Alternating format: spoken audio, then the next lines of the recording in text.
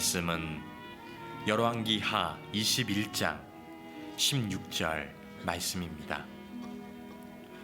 므낫세가 유다에게 범죄하게 하여 여호와께서 보시기에 악을 행한 것 외에도 또 무죄한 자의 피를 심히 많이 흘려 예루살렘 이 끝에서 저 끝까지 가득하게 하였더라.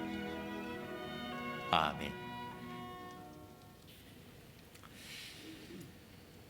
1999년 4월 20일 미국 콜로라도 덴버에서 미국의 역사상 최악의 총기 사건 중에 하나라고 일컬어지는 학교 안에서의 그 범인 2명이 무참하게 사람을 죽이는 사건이 있었습니다. 12명의 학생과 1명의 교사가 억울하게 숨을 거두는 그런 안타까운 사건이 있었죠.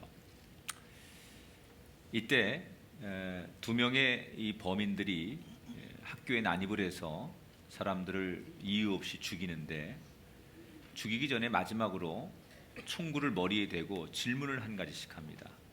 넌 하나님을 믿느냐? 이렇게 묻지요. 대부분 그 두려운 상황 속에서 하나님을 믿고 있는 사람조차도 하나님을 믿지 않는다라고 대답을 합니다. 근데 유독 한 학생이 나는 하나님을 믿는다라고 이야기를 하고 살해가 됩니다. 그의 이름이 캐시 버넬이라고 하는 여학생이었는데, 그 급박하고 옆에 사람이 죽어서 피를 흘리고 죽어가고 있고 그런 상황에서도 나는 하나님을, 살아계신 하나님을 믿는다 라고 당당하게 고백을 하고 죽었던 캐시 버넬. 이 사건이 있고 나서 미국 전역은 큰 충격에 휩싸이게 됩니다. 특별히 크리스찬들의 대각성 운동이 일어나게 됩니다. 삶과 죽음의 갈림길에서 그 마지막 순간에 하나님은 살아계신다 라고 이야기했던 이 캐시 버넬의 고백을 나라면 할 수 있을까? 그 죽음의 공포 앞에서도 담대하게 하나님은 살아계십니다라고 과연 나는 고백할 수 있을까? 이런 자문을 미국 내의 많은 크리스천들이 하면서 부끄러움을 갖게 됩니다. 그리고는 얼마 뒤에 우리도 이 캐시 버넬의 길을 함께 따라가자, 이런 운동이 여기저기서 일어나면서 수천 명의 그 10대의 또래들이 광장에 모여서 캐시 버넬을 추모하고 그의 길을 따르고자 하는 그런 운동을 벌입니다. 그때 티셔츠를 다 모두가 입고 광장에 모여서 I believe in God 이런 문구를 새기면서 운동을, 각성운동, 기도운동을 벌였던 놀라운 사건이 있었습니다. 캐시 버넬의 삶과 죽음의 이야기까지를 생생하게 다룬 책이 나중에 출판이 됐죠. She Said Yes라고 하는 제목으로 출판이 되어서 많은 분들에게 감동을 주었습니다. 이 버넬 양은 자기 인생의 갈림길에서 담대하게 믿음을 고백하는 길을 선택했습니다. 여러분, 우리는 믿음의 길을 선택할 것이냐 아니면 내 욕심의 길을 선택할 것이냐, 조금 넓고 편안한 길을 선택할 것이냐 아니면 좁지만 의롭고 맞는 길을 선택할 것이냐, 그것이 우리에게 주어진 과제입니다. 오늘 열왕기하 21장에 므낫셋 왕의 이야기가 소개가 됩니다. 이 므낫셋 왕의 이야기를 다루면서 제일 중요하게 우리가 생각해야 될 것이 바로 우리는 어떤 선택을 해야 될 것이냐. 므낫셋 이 왕은 아버지 히스기야가 굉장히 훌륭한 분이었어요.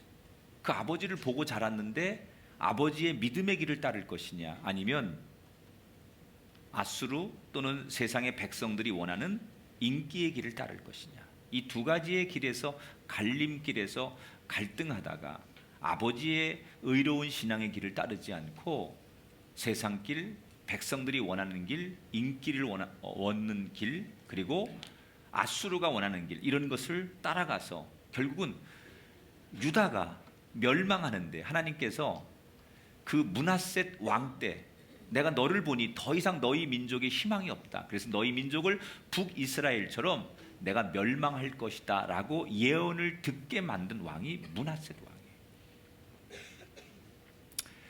흔히들 우리가 이런 얘기 많이 합니다. 어떤 일을 하려면 뜻을 세워라. 다시 말하면 의지만 있으면 사람이 못하는 일이 없다는 거죠. 그래서 젊은이들에게 일단 네 뜻을 세워라. 그러면 목표를 이룰 수 있다. 이렇게 우리가 가르쳐요. 그런데 뜻을 세워도 안 되는 일이 세상에 하나 있어요. 모든 부모님들이 공감하실 거예요. 자식은 내 뜻대로 안 되더라. 막 끄덕이는 분들이 많으시잖아요. 이 자식만큼은 아무리 내가 뜻을 세우고 의도를 가져도 잘 되지 않는 게, 마음대로 되지 않는 게 자식이라는 거예요. 여러분, 히스기야가 참 훌륭한 왕이었어요. 지난 시간에 히스기야 왕에 대한 설교를 여러분과 나눴는데, 그렇게 선한 왕이고 다윗 왕과 비교될 만큼 이스라엘 역사에서 훌륭한 왕이 히스기야 왕이었어요. 히스기야 왕의 그 아내가 헵시바예요. 헵시바라는 뜻은 나의 기쁨이 당신이다, 이런 뜻이에요. 참 예쁜 이름이죠. 그러니까 부부금술이 얼마나 좋았는지 그 이름 속에서 나오는 거예요. 내 기쁨이 당신에게 있어. 난 당신을 보면 너무 기뻐. 이게 헵시바거든요. 아버지가 참 믿음이 좋고 의롭고 선한 왕이었고 부부금술이 그렇게 좋았는데도 그런 좋은 부모 밑에서 악한 왕이 나왔어요. 므낫세가 어떤 왕입니까? 여러분, 남유다에서 제일 악한 왕, 북이스라엘에서 제일 악한 왕 한 사람을 뽑으면 아합이고요, 남유다에서 제일 악한 왕 한 사람을 뽑으라고 하면 므낫세.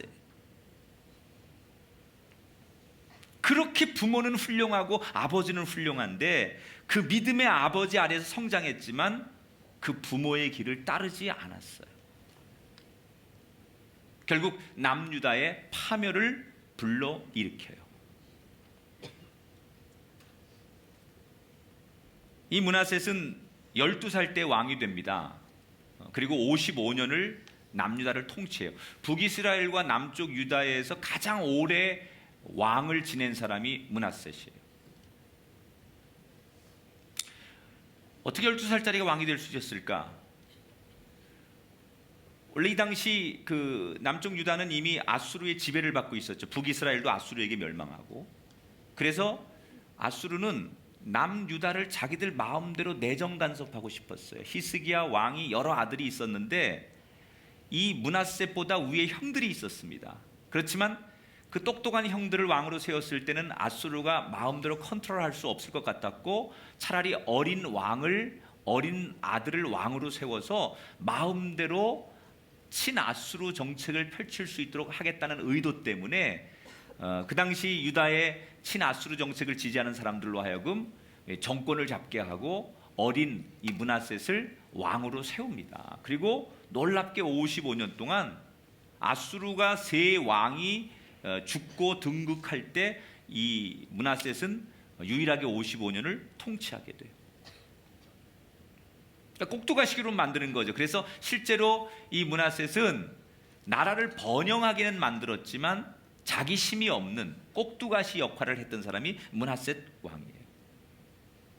그가 왕이 되고 나서 그는 두 가지 길이 있었어요. 아버지처럼, 히스기야 그 아버지처럼 나도 하나님 앞에 정직하고 훌륭한 믿음의 길을 가는 그런 왕이 될 것이냐, 아니면 백성들이 원하는 인기 있는 왕이 될 것이냐. 여러분, 이걸 헷갈리시면 안 돼요. 하나님의 뜻과 백성들의 뜻이 다른 거냐? 같을 수 있지만 여기에는 아주 우리가 잘 선택을 해야 돼요. 아버지 히스기야는 이 유다 땅이 사람들이 아무리 원해도, 사람들이 원하는 건 우상 숭배예요. 편하게 사는 거예요. 쉽게 사는 거예요. 빨리 돈 벌고 빨리 출세하는 거예요. 근데 하나님은 그러면 안 된다는 거거든요. 아무리 돈 버는 길이 있고 쉽게 성공하는 길이 있어도 하나님의 말씀을 벗어나면 안 된다.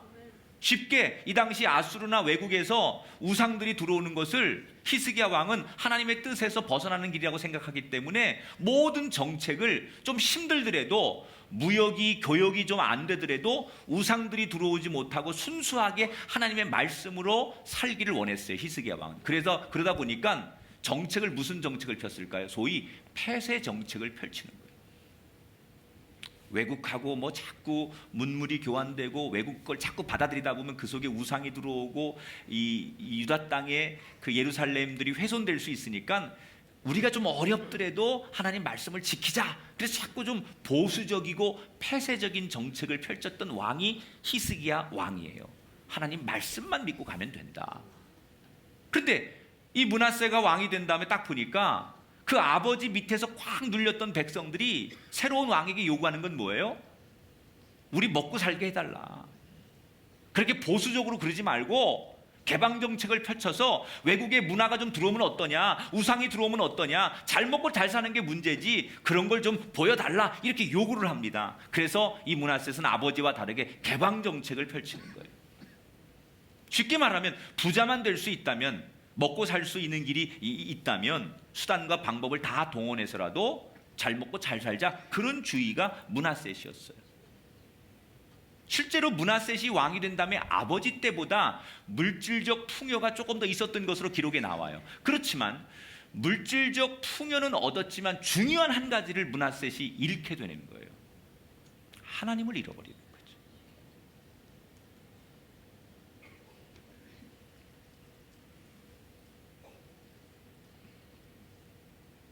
이런 갈등이 있어요.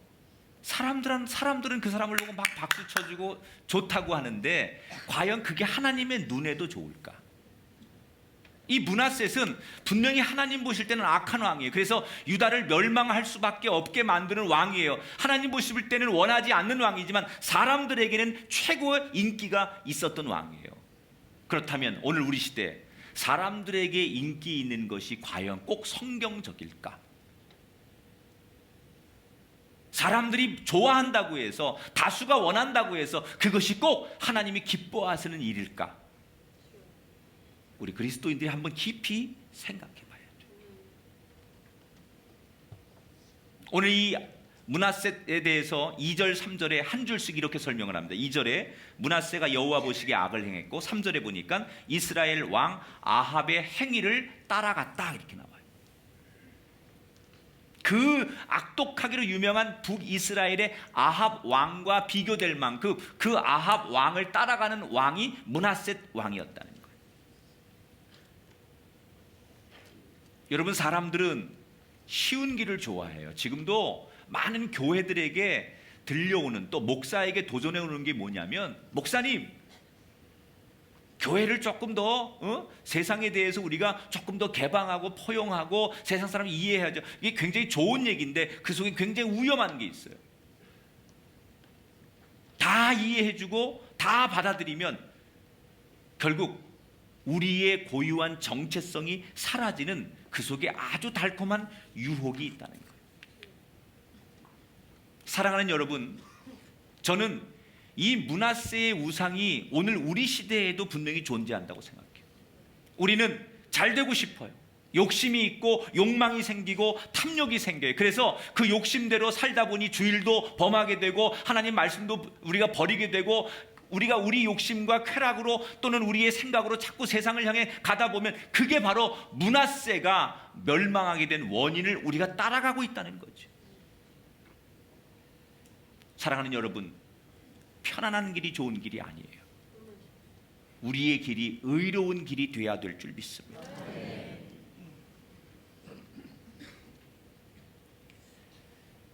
그러니까 유다 자손들이 이 므낫셋 왕에게 우상을 섬길 것을 섬기게 해달라, 우상을 외국에서 받아들이는 것을 이 우리 유다 땅에도 이렇게 왕이 열어달라, 이렇게 자꾸 요구를 해요. 그 므낫세가 백성들의 요구 때문에 우상을 받아들이는 거거든요. 므낫세가 원하는 게 아니에요. 백성들이 원하니까 그 명목으로 유다 땅에다가 우상들을 외국에서 많이 들여오게 돼요. 자, 유다 백성들이 히스기야 왕 때는 폐쇄 정책을 통해서 하나님만 섬겨야 된다, 하나님만 섬겨야 된다 그랬는데, 그리고 이렇게 이웃 나라, 이방 나라를 보니까 우상을 섬기는 다른 나라들이 아무 문제가 없어요. 오히려 잘 사는 거예요. 아니, 우상을 섬기면서 하나님 싫어하는 걸 저렇게 하고 사는데도 아무 문제 없이 잘 사는데, 우리도 저렇게 살아도 되지 않겠느냐라는 생각이 백성들 사이에 퍼지게 되는 거예요. 그래서 므낫세 왕에게 우리도 우상 섬기게 해달라 이렇게 요구를 하죠. 여러분, 우상이 뭡니까? 우상은요, 쉽게 돌이나 나무 이런 것에 비는 거예요. 이런 것을 신처럼 여기는 거예요. 이게 뭐예요? 아무것도 아닌 것을 신으로 여기는 게 우상이에요. 무슨 얘기를 하면 좀 고개를 끄덕이고 반응을 보이고, 설날 아침부터 혈압을 자꾸 오르게 하시는 은사가 있으시네, 우리 교인들이. 우상이 뭐라고요? 아무것도 아닌 걸 우상이라고 하는 거예요. 아무것도 아니잖아요. 근데 거기다 대고 하나님처럼 빌고 기도하고 엎드리는 걸 우상이라고 하는데, 하나님은 무궁무진하시고 전지전능하신 분이에요. 그런데 유일하게 우상이 있는 곳에는 하나님의 능력이 나타나지 않게 하시겠다고 했어요, 하나님께서. 왜 그러셨느냐? 하나님의 입장에서는요, 하나님의 사람들이 아무것도 아닌 곳에, 아무것도 의미 없는 곳에 가서 하나님처럼 그것을 여긴다라는 자체가, 하나님은 굉장히 전지전능하시고 무궁무진하신 분인데, 그 하나님을 아무것도 아닌 것과 동일시하는 그런 자체에 대해서 하나님께서 용납을 안 하시는 거예요. 우상이 아무것도 아니에요. 그런데 아무것도 아닌 그 우상을 따라가면 그곳엔 하나님의 역사가 존재하지 않는다는 걸 우리 그리스도인들이 알아야 돼요.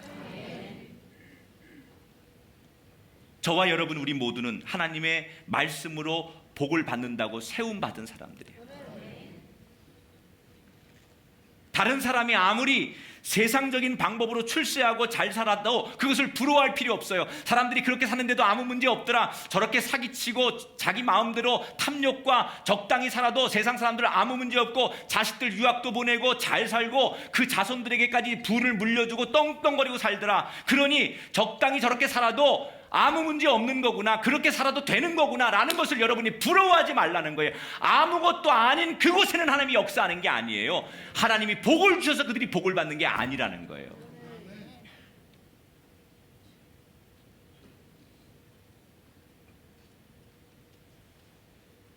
므낫세의 백성들처럼 다른 나라 사람들이 우상을 섬기고 적당히 살아도 잘 사는 걸 보면서 부러워하지 마시고, 내가 의로운 길을 가는 것을 자랑스럽게 여기는 저와 여러분이 되기를 주의 이름으로 축원합니다.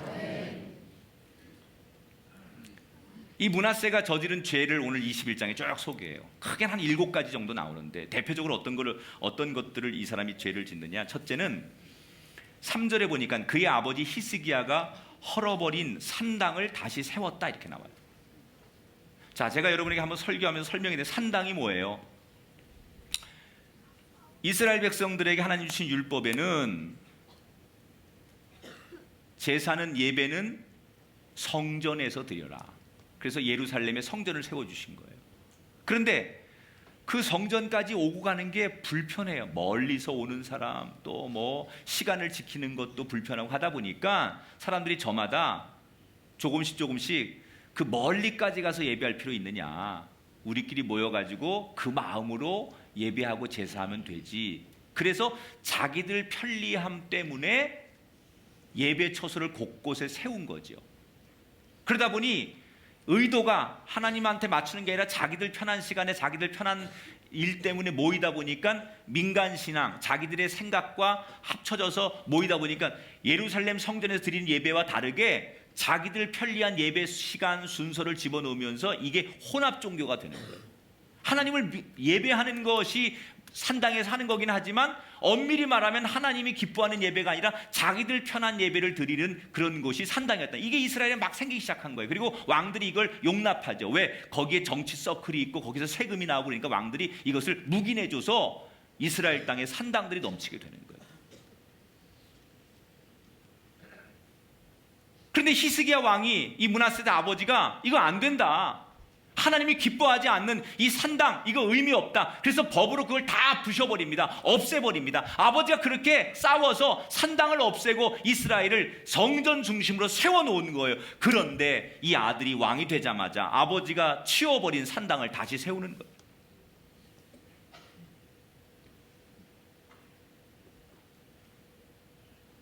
그 다음에 뭘 해요? 3절 계속 보니까 이스라엘 왕 아합의 행위를 따라 바알을 위하여 제단을 쌓고 아세라 목상을 만들고 하늘의 일월 성신을 경배하고 섬겼다 그랬어요. 바알, 아세라 이런 우상들을 섬기고 심지어 해와 달과 별을 신으로 섬기는 그런 종교도 받아들이고, 믿음이 병든 거죠. 므낫세는 이제 하나님으로부터 완전히 멀어진 거예요. 천지 자연을 지으시고 먹이시는 분이 하나님이신데 바알과 아세라, 이게 중동 사람들에게는 농업 국가니까 비와 햇빛과 바람을 주는 신이 따로 있다고 생각했어요. 이방 사람들은. 그게 바알 신이고 아세라 신이에요. 그걸 이스라엘 백성들이, 유다 백성들이 그걸 받아들이는 거예요. 천지를 지으신 분은 하나님이십니다. 하나님이 모든 걸 다스리는 겁니다. 아멘 하십시오. 그런데 이 우리에게 자연을, 부를, 명예를 주는 게 다른 곳에 있다고 생각하는 거예요. 그래서 므낫세가 이걸 받아들이죠. 여러분, 이게 무슨 문제가 있는 거죠? 하나님의 다스림을 믿지 못하는 거예요. 믿음대로 됩니다. 여러분의 믿음대로 됩니다. 하나님의 다스림을 믿으십시오. 여러분의 자녀의 다스림을 믿으십시오. 여러분 가정과 일터와 생업에 하나님의 다스림이 있음을 믿으시기 바랍니다. 믿음대로 되는 거예요. 근데 내가 그 하나님의 다스림을 믿지 못하니까 자꾸 세상 것, 이 하나님이 하시는 걸 못 믿고 자꾸 세상 사람들을 의지하고 세상 방법 의지하고 세상의 욕심을 따라가는 거죠. 그건 뭘 말하는 거예요? 재능이 있어서 내가 동시에 다 하는 게 아니라 하나님의 다스림을 못 믿는다는 증거예요. 그러니까 이미 므낫세가 얼마나 믿음이 없다는 것을 이 이방 종교를 받아들이면서 죄를 지면서 여실하게 보여주는지 몰라요. 이스라엘 민족의 정체성은 모든 열방 민족 가운데 차별성이에요. 그게 이스라엘 민족의 특징이에요. 하나님이 이스라엘 민족을 선택했어요. 선민, 특별히 너희들은 다르다. 이게 차별성 아닙니까? 그런데 어느덧 차별성 갖고 살아야 되는 이스라엘 민족이 주변의 강대국들, 주변의 이웃 나라의 것들을 다 우상을 받아들이다 보니까 이방인들과 차별성이 없어진 거예요. 같아져 버린 거예요. 그러니까 더 이상 이스라엘 백성이 아니죠. 더 이상 하나님의 축복을 받을 민족이 아니죠. 차별성이 없다면 그건 하나님 앞에 인정받는 민족이 되지 못하는 거예요. 오늘 저와 여러분은 차별되셔야 돼요. 달라야 돼요. 여러분 일터에서, 세상에서 여러분 가족들이 모이는 예수 믿지 않는 가족들과 모여서 차별화되셔야 돼요.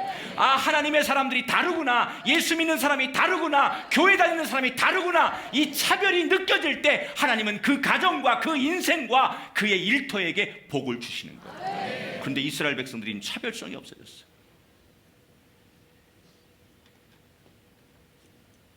이방 민족하고 똑같아요. 하나님이 그들에게 복을 줄 명분이 사라지는 거죠.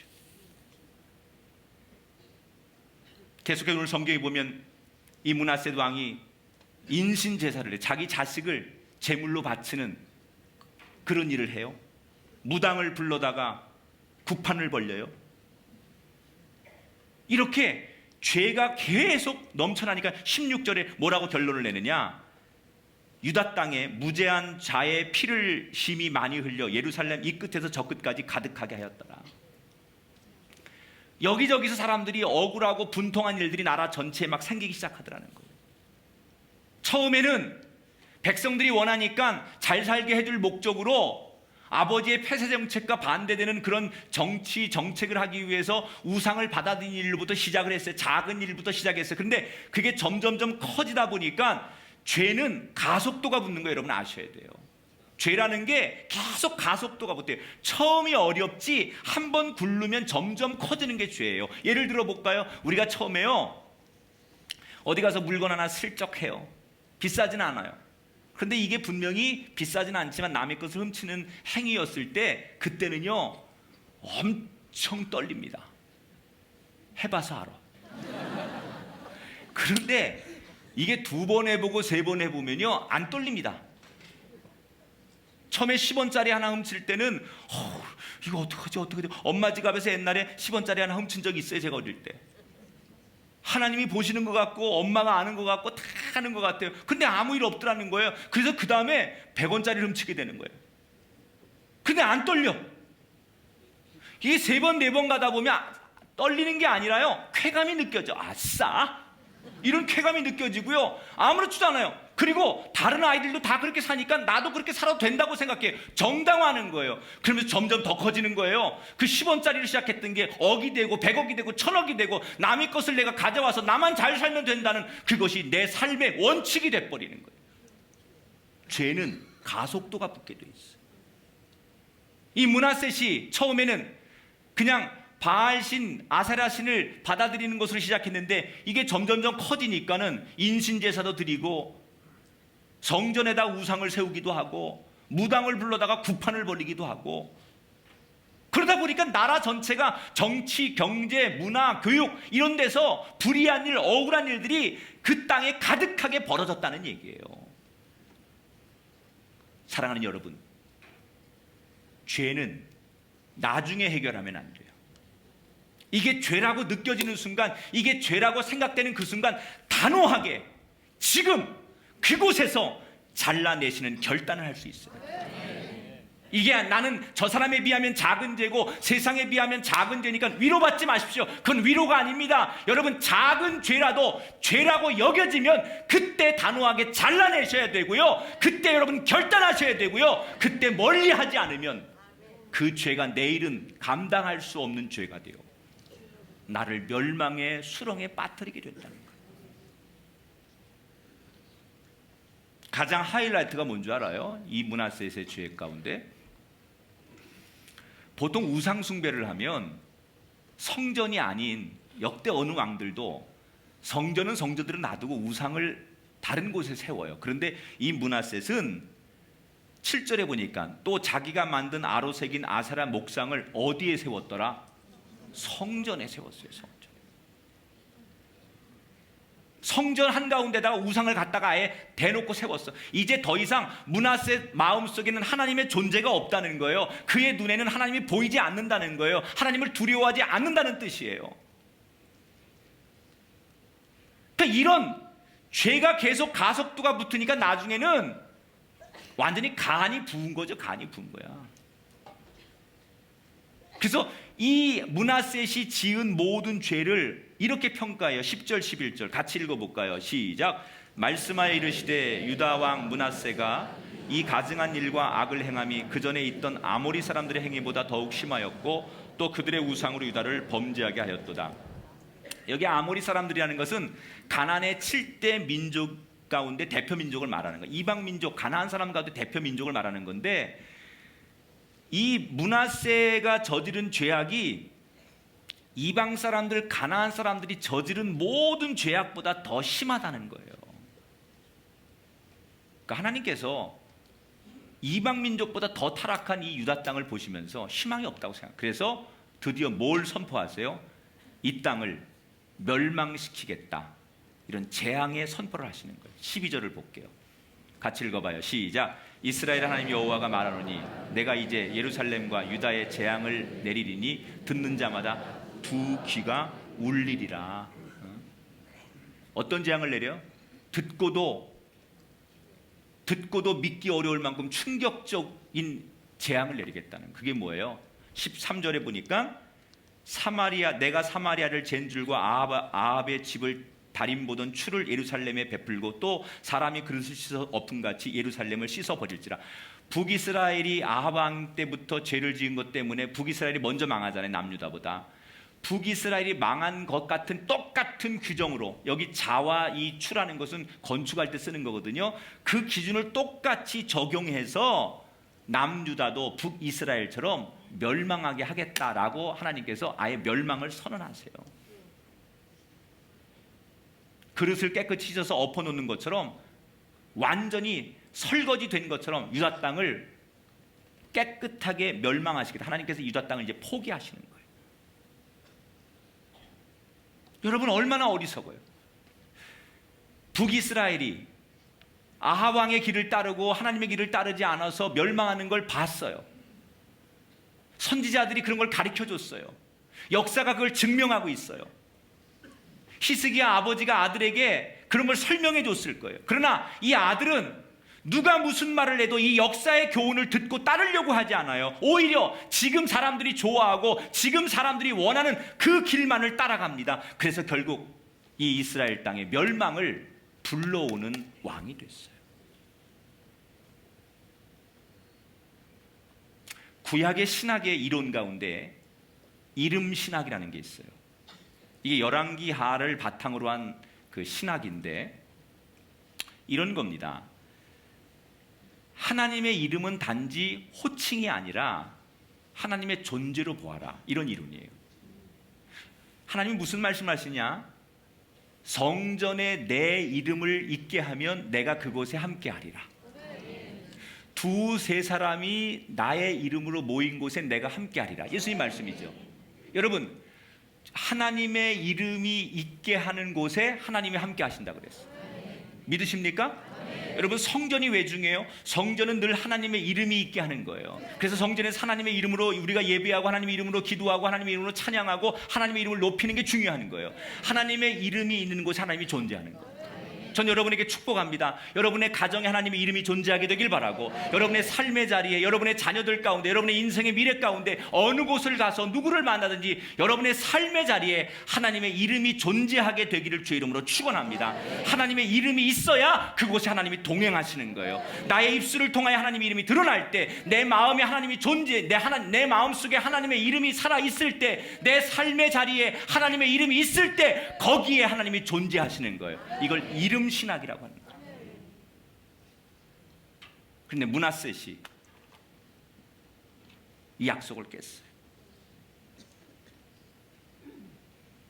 성전에 하나님의 이름 대신 우상을 갖다 놨어요. 이스라엘 땅에 하나님의 이름 대신 우상들을 뒤엎었어요. 하나님이 이스라엘을 버린 게 아니에요. 그들이 하나님을 버린 거예요. 여러분 생각해 보세요. 우리가 늘 삶의 고통 앞에서 울부짖는 내용이 뭐예요? 하나님 왜 나를 버리십니까? 하나님 왜 우리 가정을 버리십니까? 하나님 왜 우리에게 이런 혹독한 고통과 고난을 주십니까? 라고 묻는 그 물음 속에 진지하게 생각해 보세요. 하나님이 우리를 외면하는 것이 아니라 내가 하나님을 외면하고 내가 하나님을 등지고 내 삶에 하나님의 이름을 세우지 않는 그런 삶을 살아놓고도 우리는 삶의 고통 앞에서 하나님 왜 나를 버리십니까? 라고 울부짖고 있잖아요. 다시 한번 축복합니다. 여러분의 삶의 자리에 하나님의 이름이 드러나게 되기를 축원합니다. 아니 사형 선고를 하나님이 내리셨는데 남유다의 멸망을 선언하셨는데 왜 안 망하느냐? 이 므낫세 뒤를 이어서 암논이라는 왕이 또 나오고 뭐 이렇게 요시야 왕도 나오고 좀 더 있다가 주전 586년도 시드기야 왕 때 망해요. 유다는 좀 더 있다가 망하죠. 그럼 하나님께서 므낫세에게 내가 유다를 버리겠다, 멸망시키겠다고 하셨는데 왜 한참 뒤에 그럼 유다가 멸망하느냐? 이미 하나님은 유다 땅을 버리기로 결심하셨어요. 이런 거죠. 어떤 사형수가 재판에서 사형 선고를 받았어요. 사형 판결을 받았어요. 근데 사형 집행하기까지 1년이든 몇 년이든 다시 교도소에 수감된다고 해서 그가 사형수가 아닌 건 아니에요. 집행이 언제 되느냐는 문제가 되지 않아요. 이미 사형수로 결론이 나면 그가 집행이 1년 미루어지고 2년 미루어져도 사형수인 거예요. 유다 땅이 멸망하는데 결정적인 하나님으로부터 선고를 듣게 한, 그 판결을 듣게 한 사람이 바로 므낫세예요. 그리고 그 이후에 이 므낫세 때 이미 하나님께서 내가 너희들의 더 이상 희망이 없으니 너희를 버리리라, 너희를 똑같이 징계하고 멸망하겠다라고 약속하셨고, 그게 주전 586년 시드기야 왕 때 결국 유다가 멸망을 해요. 우리는 이 역사 이야기를 들으면서 이런 생각을 해봐야 돼요. 이게 그냥 이스라엘 역사의 한 페이지니까 재미있네, 이런 일이 있었네, 이것으로 여러분 오늘 설교를 그렇게 듣고 가시면 안 돼요. 므낫세가 선지자를 통해서 북이스라엘이 어떻게 멸망했는지, 하나님께서 어떨 땐 역사를 뒤집는지, 어떨 때 하나님께서 그 왕과 함께 하지 않고 그 백성들을 벌하시는지 수없이 선지자들에게 듣고 배우고 아버지에게 듣고 배웠어요. 그런데 마치 남의 일처럼 여기는 거예요. 여러분, 오늘 이 말씀이 우리에게 그렇게 들리지 않게 되길 축복합니다. 이 말씀이 남의 이야기처럼 이스라엘 땅에 있었던 역사의 한 페이지로 므낫세 같은 왕이 있었구나, 이렇게 여러분 그냥 드라마처럼 들려지지 않게 되길 축복합니다. 이 말씀이 여러분에게 민감하게 들려지게 되길 축복합니다. 이 말씀이 여러분에게 아프게 들려지게 되길 축원합니다. 이 말씀이 여러분에게 이게 내가 살 길이구나, 이렇게 여러분 다시 한번 이 말씀 앞에 엎드려지는 말씀으로 들려지게 되길 주 이름으로 축원합니다. 이 말씀을 심각하게 받아들이시오. 나와 상관없는 말씀이 아니에요. 나와 상관이 있는 말씀이에요. 나와 우리 가정이 므낫세처럼 그렇게 되지 않으리라. 내가 듣고 보았으니 역사 속에 하나님께 어떻게 해서 평가하시고 어떻게 나라를 다스렸고 어떻게 버림받는지를 알았으니 나는 그렇게 살지 않으리라고 하는 그런 결단이 이 말씀을 듣는 우리 가운데 용기로 생겨나게 되기를 축원합니다. 말씀을 정리합니다. 아버지의 의로운 길을 따를 것이냐, 세상의 인기와 명예를 따를 것이냐, 이 선택 앞에 그저 당장 사람들이 좋아하는 길을 따르려고 했던 므낫세. 처음에는 이게 죄인 줄 알았어요. 그러나 그 작은 죄를 극복하지 못하니까 나중에는 죄가 죄인 줄도 모르고 인신 제사를 비롯해서 성전에 우상을 세우는 일까지 자행하는 죄에 둔감해진 므낫세. 우리는 오늘 작은 죄 앞에 두려워 떨고 있는지, 오늘 작은 죄 앞에 이 예배를 드리면서 통회하고 자복하는 마음이 이 예배 가운데 있는지, 나는 죄인이 아니라고 생각하고 있지는 않은지, 오늘도 참회와 회개 없는 그런 예배 자리에 앉아서 하나님의 복을 구하고 있는 사람은 아닌지 두려워하십시오. 하나님께 정결함을 구하십시오. 나의 죄악을 내어놓고 그 하나님을 두려워하며 죄를 이겨나갈 수 있는, 그래서 하나님의 버림이 아니라 하나님의 보호하심, 하나님의 은혜를 이어갈 수 있는 저와 여러분이 되길 축원해요. 이 말씀을 한마디 더 드리고 싶어요. 주전 586년 히드기야 왕 때 유다가 망했다고 했는데 그 후손들은 그의 아버지, 할아버지 므낫셋이 잘못해서 그 벌을 받는 거예요.